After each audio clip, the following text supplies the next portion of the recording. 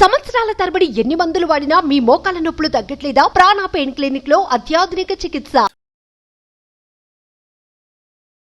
నమస్తే విజయ మ్యామ్. నమస్తే ఉషా. భార్యాభర్తల మధ్య కొన్ని సంవత్సరాలు దాటిన తర్వాతనో కొన్ని మంత్స్ దాటిన తర్వాతనో స్టార్టింగ్లో ఉన్నంత ప్రేమ, రెస్పెక్ట్ రెండూ కనిపించవు. ఇంట్రెస్ట్ తగ్గుతూ ఉంటుంది. నేను ఒక కోణం వైపే అడుగుతాను, తర్వాత మనం రెండూ చేద్దాం. ఫస్ట్ ఒక ఎపిసోడ్లో హస్బెండ్ వైపు నేను మాట్లాడతాను. ఆయన చేసే పనులు లేదంటే ఆయన చేసే బిహేవియర్ ఏదైతే ఉంటుందో కొన్నిసార్లు భార్యకి ఇబ్బంది అనిపించినప్పుడు ప్రేమ, గౌరవం రెండూ తగ్గిపోతూ ఉంటుంటాయి. బట్ దేనివల్ల ఎక్కువ ఇంపాక్ట్ ఉండే అవకాశం ఉంటుంది అంటారు? స్టార్టింగ్లో ఉన్నంత ప్రేమ, కమ్యూనికేషన్, ఆ కేర్ అవన్నీ ఇప్పుడు ఉండే కొద్ది తగ్గిపోవడానికి కారణాలు ఏంటి అంటారు? ఏవి ఇంపాక్ట్ చేస్తాయి అంటారు? సో ఇప్పుడు నువ్వు భర్త వైపు అడిగావు కాబట్టి, అంటే భర్త ఏం చేస్తే భార్యలో మార్పులు కనిపిస్తాయి. ఓకే. సో నువ్వన్నట్టు ఇది ఎవరికైనా వర్తిస్తుంది. బట్ నువ్వు భర్త అని అడిగావు కాబట్టి నేను మెన్షన్ చేసేటప్పుడు కూడా భర్త అని చెప్తూ ఉంటాను. కంట్రోల్ చేయటం అంటే భార్యని కంట్రోల్ చేయాలి అనే యాటిట్యూడ్ ఉన్నప్పుడు భార్యకి ప్రేమ, గౌరవం తగ్గిపోతూ ఉంటాయి. సో ఇప్పుడు నేను చెప్పే పాయింట్స్ అన్ని ప్రేమ, గౌరవం తగ్గటానికి భర్త ఏం చేస్తున్నాడని. అలాగే మార్చాలని చూస్తారు. అంటే నేనంతా కరెక్ట్, నేను మారాల్సింది ఏం లేదు, మన ఇద్దరి మధ్య ఏదన్నా తేడా వస్తుందంటే నువ్వు మారకపోవటం వల్లే, కాబట్టి నువ్వు మారాలి. అంటే భర్త వైపు ఏం మారాలన్నది చూసుకోడు. ఈ గొడవ రాటానికి నువ్వు కారణం కాబట్టి నువ్వు మారు, ఇదిలా సిచ్యువేషన్ ఉంటాకి నువ్వు కారణం కాబట్టి నువ్వు మారాలి, తేడా నీలో ఉంది, నువ్వే మారాలి. ఇది ఒక యాటిట్యూడ్.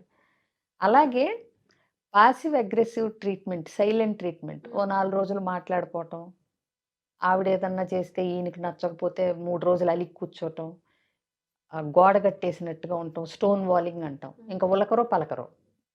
అసలు అవతల ఒక వ్యక్తి ఉందన్న అంటే ఆలోచన ఉంది, ఒక వ్యక్తి ఉంది అక్కడ అన్నది గమనించనట్టుగా, అంటే తీసి పారేసినట్టుగా, గ్రాంటెడ్ తీసినట్టుగా, అంటే నేను అన్నది నువ్వు చేయకపోతే నీకు దొరికేది ఇదే అన్నట్టుగా బిహేవ్ చేస్తూ ఉంటారు. విమర్శించటం అంటే ఏంటి, ఎట్లా అనిపిస్తుందంటే భార్యకి, అంటే వాళ్ళకి నచ్చినట్టు చేస్తేనే మన ఉనికి, మనకు నచ్చినట్టు ఏదన్నా చేసి అది వాళ్ళకి నచ్చకపోతే ఇక మనం అక్కడ అనవసరమా, అనవసరమా, అంటే వీళ్ళతో పాటుగా వెళ్ళినంతసేపే. మనం కొద్దిగా అలా వెళ్దాం అనుకుంటే ఇంకా కుదరదు.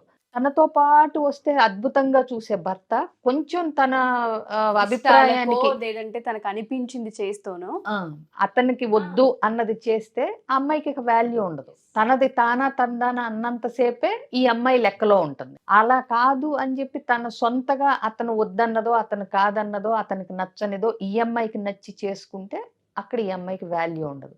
అలాగే ఎంతసేపు ఆ డామినేట్ చెయ్యాలని చూడటం, అవతల వ్యక్తికి తన అవసరాలు ఏంటో చెప్పకుండానే తెలుసుకోవాలి అనుకోవటం. అంటే భార్య అంటే ఏంటి, చెప్తే ఎవరైనా చేస్తారు, నువ్వు తెలుసుకుని చెయ్యాలి అన్నట్టుగా ఉంటాం. మైండ్ రీడింగ్ కెపాసిటీస్ ఉండవు. మన నీడ్స్ ఏంటో మనం అడిగి తీర్చుకోవాలి అనేది కూడా వాళ్ళకి తట్టదు. ఆ మాత్రం తెలీదా అన్నట్టుంటారు. మనకి ఇది అడగందే అమ్మైనా బెట్టదని సామెత ఎప్పటి నుంచో వస్తుంది. కొన్ని తెలుస్తాయి, కొన్ని తెలుసుకోలేకపోవచ్చు. అందరికీ అన్నీ తెలవాలని లేదు కదా, చెప్తే తెలుస్తుంది కదా. ఇదిగోమ్మ ఇలా చేయి, నాకు ఇది ఇష్టం అంటే అయిపోద్ది కదా. స్నాక్స్ చేయమని, సరే ఏదో ఇది కూడా ట్రై చేద్దాం అన్నప్పుడు, ఇది నాకు ఇష్టం లేదని నీకు తెలియదా, నాకేది ఇష్టమో నీకు తెలియదా, ఇన్నేళ్ళైంది, ఇవన్నీ బదులు ఉల్లిపాయ పకోడీ చేయి నాకు ఇష్టం అంటే అయిపోలా. ఇంత పరీక్ష పేపర్ లాగా ఆ క్వశ్చన్కి ఆన్సర్ ఏంటి, ఇవన్నీ అవసరమా అమ్మాయికి? అవునా? సో అట్లాగే గ్రాంటెడ్గా తీసుకోవటం అంటే ఏంటి, అవతల ఒక వ్యక్తి ఉంది, నాతో పాటు ఈ జీవితంలో ప్రయాణించడానికి నా భాగస్వామిగా తెచ్చుకున్నాను, ఆ అమ్మాయిని కూడా సంప్రదించి అడగాలి, తన అభిప్రాయాలకు విలువ ఇవ్వాలి, అవేముండవు. వీళ్ళకి అనిపిస్తే చేసేయటం. ఏ డెసిషన్ అయినా డెసిషన్ అయిపోయిన తర్వాత చెప్తారు, అది నచ్చినా నచ్చకపోయినా అయిపోయిన తర్వాత ఏం చేస్తారు, గొడవ పడితే అలుగుతారని భయం వేసి గొడవ పడరు. సో ఇక్కడ ఎట్లా ఉంటుందంటే ఆ అమ్మాయి అదే ఎగ్షెల్స్ మీద నడుస్తున్నట్టు, ఏదంటే ఏం తప్పో అక్కడ భయము, లేకపోతే పిల్లల కోసమో లేకపోతే సమాజం కోసమో అనేదే ఉంటుంది తప్పితే ఈయన లేకపోతే నేను ఉండలేను, అయ్యో 4 రోజులు ఊరెళ్తే వదిలేసి ఉండలేను, అసలు ఆ ప్రేమ, మేబీ ఎక్స్పీరియన్స్ కూడా చేసి ఉండరేమో, అసలు ఆ ఫీలింగ్ ఉండదు. బట్ ఎంత చేసి నేను చెప్పేది ఏంటంటే, ఇలాంటి భర్తలు ఎవరన్నా ఉంటే వాళ్ళకి తెలియంది ఏంటంటే, వీళ్ళు అనే ఒకళ్ళు లేని రోజున వాళ్ళు అమ్మయ్య అనుకుంటారు. అది ఎంత దురదృష్టమో ఈ భర్తలు ఆలోచించాలి. అంతే కదా. ఈయన సపోజ్ క్యాంప్ 4 రోజులు వెళ్తే అమ్మయ్య నాకు నచ్చినవి చేసుకోవచ్చు అని ఆవిడ అనుకుంటుందంటే అయ్యో మా ఆయన 4 రోజులు ఊరు వెళ్తాడని నేను ఒక్కదాన్నే ఉండాలా, తొందరగా వస్తే బాగుండు, ఇలా అనుకుంటే ఆయన భర్తగా గెలిచినట్ట? అమ్మయ్య 4 రోజులు ఉండడం, నాకు నచ్చినట్టు ఉండొచ్చు, నాకు నచ్చినట్టు చేసుకోవచ్చు. ఫెయిల్యూర్ విజయ ఎగ్జాక్ట్లీ. లైఫ్ లో. కానీ అది వాళ్ళకి తెలియదు. వాళ్ళు అనుకుంటుంటారు మేము చాలా గొప్పగా అంటే బ్యాలెన్స్ చేస్తున్నాం, భర్తగా నా మాటే నెగ్గేలాగా ఉంటున్నాం అనుకుంటారు తప్పితే, భార్య మనసులో ఇంత స్థానం సంపాదించుకోలేకపోయానే అన్నది అది ఒక ఫెయిల్యూర్ అని నువ్వు అన్నట్టు వాళ్ళకి తెలియదు. ఒక రకంగా నిజంగానే అనాలి. జాలిపడాలనిపిస్తుంది నాకు. ఎగ్జాక్ట్లీ. నిజంగా బుర్ర ఉన్నాళ్ళు అట్లా ఉండరు కదా, అవతల వ్యక్తికి అభిప్రాయానికి విలువనిస్తూ తను మనిషే అని గుర్తిస్తూ. అలా ఉంటే భార్యాభర్తల బంధానికి ఒక అర్థం ఉంటుంది. ఎంతసేపు ఏదో జైల్లో పెట్టినట్టు అతను వస్తే ఈ చేయాలి, లేకపోతే ఇది అంటాడు, లేకపోతే ఏదన్నా అడిగితే కోప్పడతాడు, అమ్మయ్య అసలు ఇది ఎందుకు అనుకోవాలి? దానివల్ల నిజంగా రెస్పెక్ట్ కనిపించదు. ఏదో మనిషి ఉన్నాడు, మనం చెయ్యాలి అంతే. సర్వీస్. ఒక మిషన్ లా రన్ అంతే. అవుతూ ఉంటుంది. అంతే. మేబీ చేయించుకునే వాళ్ళకి ఏ ఫీలింగ్ ఉంటుందో తెలియదు, కానీ చేసే వాళ్ళకి మాత్రం మీరు అన్నట్టుగానే బయటికి వెళ్ళిపోతేనో, లేదంటే ఒక గంట కనిపించకపోతేనో వాళ్ళు పీల్చుకునే ఊపిరి కానీ, వాళ్ళు కూర్చునేది కానీ చాలా రిలాక్స్ మోడ్లో ఇలాంటి భర్త ఎందుకు దొరికాడని కుమిలిపోయే పరిస్థితి కూడా వచ్చే అవకాశాలు ఉంటూ ఉంటాయి. కోవిడ్లో చాలా మంది అంటే అప్పటిదాకా అంటే పొద్దున్నే ఆఫీస్కి వెళ్ళిపోయి రాత్రి వస్తే టైం తక్కువ ఉండటం వల్ల ఇలాంటి వాళ్ళతో వేగిన భార్యలకి మొత్తం ఇంట్లోనే ఉండేసరికి ఓర్చుకోలేకపోయి మొత్తం గొడవలైన సందర్భాలు ఉన్నాయి కదా. ఉన్నాయి. అవును. అవునా? దీన్ని ఎలా కమ్యూనికేట్ చేయాలి అంటారు మరి? వైఫ్స్ ఏ విధంగా మాట్లాడాలి అంటారు? ఎందుకంటే భరిస్తూ ఉన్నంత కాలం మోయాల్సిందే కాబట్టి అవును. చాలామంది ఆడపిల్లలు, ఇప్పటి జనరేషన్ ఆడపిల్లలు కూడా మా ఇంట్లో మేము ఇది చూస్తూ ఉన్నాం, నేనే ఎక్స్పీరియన్స్ చేశాను, నేను కొన్నిటిని కమ్యూనికేట్ చేయలేకపోతున్నాను, పిల్లల కోసమో సమాజం కోసమో లేదంటే మా ఇంటి పరువు కోసమో కామ్గా ఉన్నానని ఆడపిల్లలు ఎక్కువ మంది ఉంటుంటారు. వాళ్ళకి మనం ఏం చెప్పొచ్చు ఇలాంటి విషయాల్లో? బేసిక్గా నచ్చనిది నచ్చలేదు అని ప్రాపర్ కమ్యూనికేషన్తో చెప్పగలగాలి.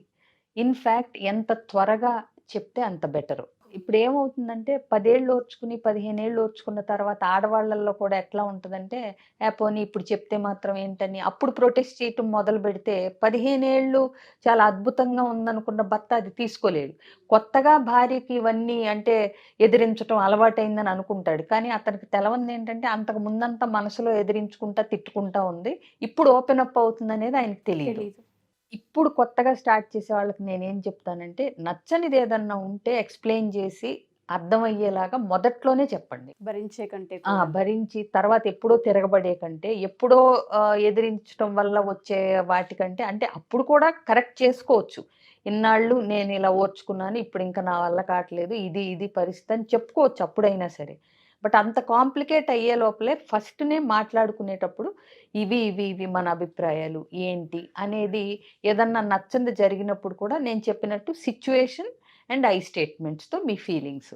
కోప్పడటాన్ని నేను తీసుకోలేను కాబట్టి ఏది చెప్పినా మెల్లగా చెప్తే బాగుంటుంది అనేది, అలా చెప్తే నాకు ఇష్టం.